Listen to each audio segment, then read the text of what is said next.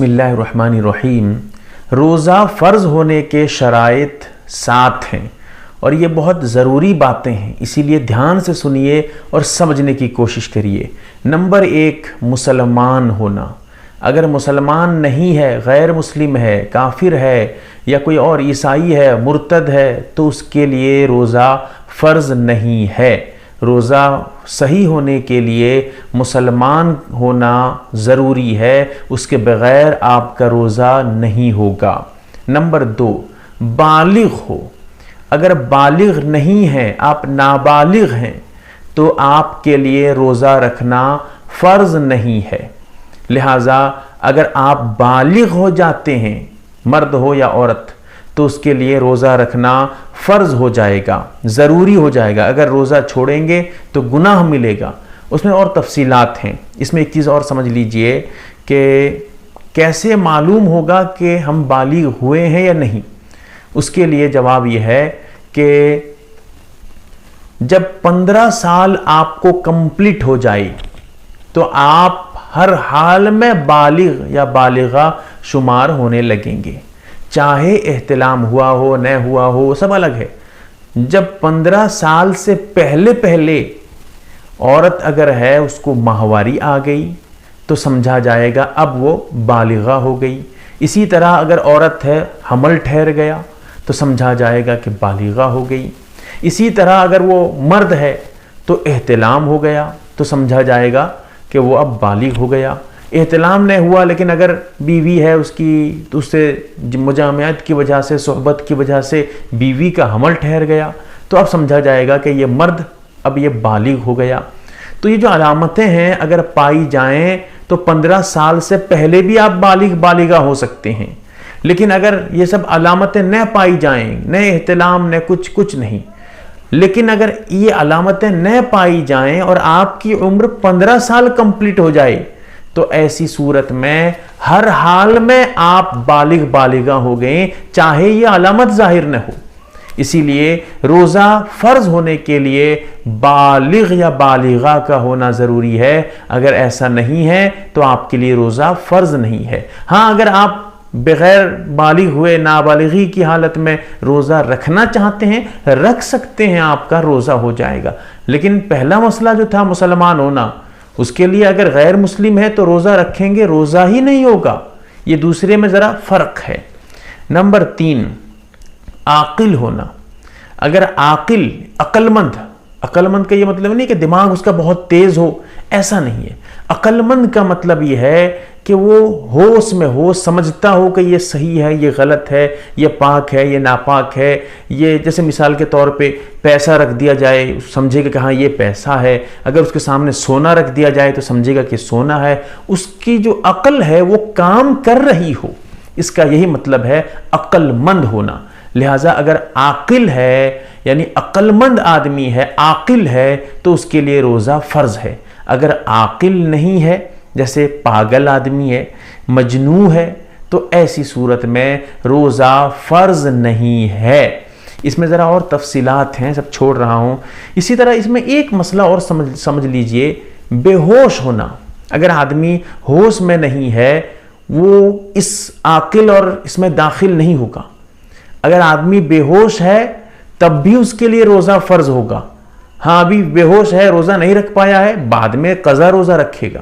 ٹھیک ہے، بے ہوشی کا مسئلہ ذرا ٹیڑھا ہے، اس لیے اتنی باتیں سمجھ لینا بھی بہت ہے آپ کے لیے۔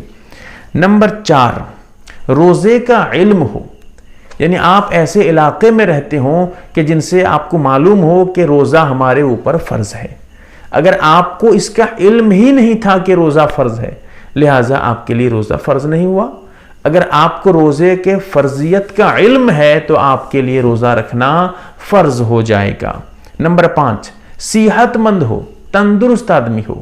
اگر بیمار آدمی ہے اور بیماری بھی ایسی ہو کہ جس سے روزہ رکھنے کی وجہ سے بہت زیادہ کمزوری اور جان جانے کا بھی خطرہ ہو، بہت زیادہ کمزوری ہو، نقصان بہت زیادہ ہونے لگے، تب جا کے اس بیماری کا اعتبار ہوگا، ورنہ سر میں ذرا سے درد ہے، پیٹ میں درد ہے، پیٹھ میں درد ہے، پیر میں درد ہے، یا کہیں اور ذرا سے زخم ہے، اس وجہ سے روزہ جو ہے آپ کہیں گے میں بیمار ہو گیا، روزہ میرے لیے اب جو ہے چھوٹ ہے، میں نہیں رکھوں گا، ایسی بات نہیں ہے۔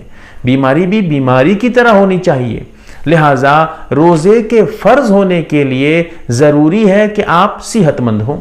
اگر آپ تندرست اور صحت مند نہیں ہیں، مریض ہیں، بیمار ہیں، تو آپ کے لیے روزہ فرض نہیں ہے۔ لیکن ہاں، جب آپ صحیح ہو جائیں گے آپ کے لیے قضا کرنا ضروری ہوگا۔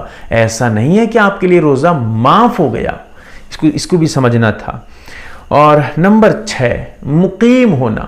مقیم کہتے ہیں کہ جہاں رہتا ہے وہیں رہ رہا ہو۔ اگر وہ آدمی مقیم نہیں ہے، آپ کہیں گے مقیم کسے کہتے ہیں؟ مقیم کی بڑی تفصیل ہے تو سمجھانا پڑے گا آپ کو، پھر بہت الگ سے ویڈیو بن سکتی ہے اس کے اوپر۔ اسی لیے اتنا سمجھیے کہ اگر آپ مسافر نہیں بنے ہیں، مسافر یعنی آپ اتنا لمبا سفر نہیں کیے ہیں کہ جس سے آپ مسافر بن جائیں، یعنی آپ مثال کے طور پہ اتنا لمبا 100 کلومیٹر، 150 کلومیٹر، 90 کلومیٹر، اس میں تفصیل ہے کہ کتنی کلومیٹر آپ سفر کریں گے تو آپ مسافر بنیں گے، وہ ایک الگ موضوع ہے، الگ مسئلہ ہے، اس کو چھوڑ رہا ہوں یہاں پر۔ اتنا سمجھیے کہ اگر آپ مسافر نہیں ہیں تو پھر کیا ہے؟ مقیم ہے۔ لہٰذا جب مقیم ہیں تو آپ کے لیے روزہ فرض ہو گیا، اور اگر آپ مقیم نہیں ہیں، مسافر ہیں، تو آپ کے لیے روزہ رکھنا فرض نہیں ہے، البتہ بعد میں اس روزے کی قضا کرنا ضروری ہوگا۔ ایک مسئلہ یہیں پر آپ کو بتا دوں، مسافر کے لیے رمضان کے روزے نہ رکھنے کی چھوٹ ہے۔ کس کے لیے؟ مسافر۔ سمجھیے کہ آپ سفر میں جانے والے ہیں دن کے 10 بجے، اب آپ سوچتے ہیں کہ چلو 10 بجے تو مجھے جانا ہے، اب میں روزہ نہیں رکھوں گا۔ ایسا نہیں ہو سکتا۔ کیوں؟ اس لیے کہ ابھی تو آپ مسافر نہیں ہیں، ابھی تو آپ مقیم ہیں۔ سفر آپ کا شروع کہاں ہوا؟ آپ مسافر کہاں ہوئے؟ اسی لیے اب اگر آپ روزے کا ارادہ نہیں کرتے ہیں، روزہ نہیں رکھتے ہیں، تو گناہ ملے گا آپ کو، کیونکہ آپ نے روزے کو چھوڑ دیا ہے۔ اسی لیے روزہ رکھ لیجئے، جب آپ مسافر بن جائیں، آپ جب سفر میں نکل جائیں تو روزہ توڑ دیجئے، کوئی حرج نہیں ہے۔ اسی طرح اس میں توڑنے میں بھی بڑی تفصیل ہے، لیکن توڑنا جائز ہے، اتنا سمجھ لیجئے۔ اسی طرح اگر آپ جو ہے صبح صادق سے پہلے سحری کے وقت سے پہلے سفر پہ نکل جاتے ہیں تو پھر کوئی دقت نہیں، آپ مسافر ہیں، روزہ چھوڑ دیجئے، روزہ مت رکھیے۔ ہاں، بعد میں قضا کرنا ضروری ہوگا۔ نمبر 7، حیض یا نفاس سے عورت کا پاک ہونا۔ اگر عورت حالت حیض میں یا نفاس میں ہے تو روزہ اس کے اوپر فرض نہیں ہے۔ ہاں، بعد میں جو روزہ چھوٹ گیا ہے اس ناپاکی کی وجہ سے، اس کے لیے بعد میں قضا کرنا ضروری ہوگا۔ حیض یعنی حیض کا مطلب ہے کہ ماہواری جو عورت ہر مہینے ناپاک ہوتی ہے، اسی طرح بچہ پیدا ہونے کے بعد عورت جتنے دن ناپاک رہتی ہے اس کو نفاس کہتے ہیں۔ تو اس میں جو ہے روزہ رکھنا حرام، روزہ رکھے گی تو گناہ ملے گا، ثواب کی بات تو دور ہے، گناہ ملے گا۔ اسی لیے روزہ رکھنا اس حالت میں حرام ہے۔ ہاں، روزہ رکھنا فرض نہیں ہے، بعد میں قضا کرنا ہوگا۔ تو یہ 7 شرائط ہیں روزے کے فرض ہونے کے لیے۔ بہرحال یہ چند باتیں بہت ضروری ہیں، اللہ تعالی ہمیں سمجھنے کی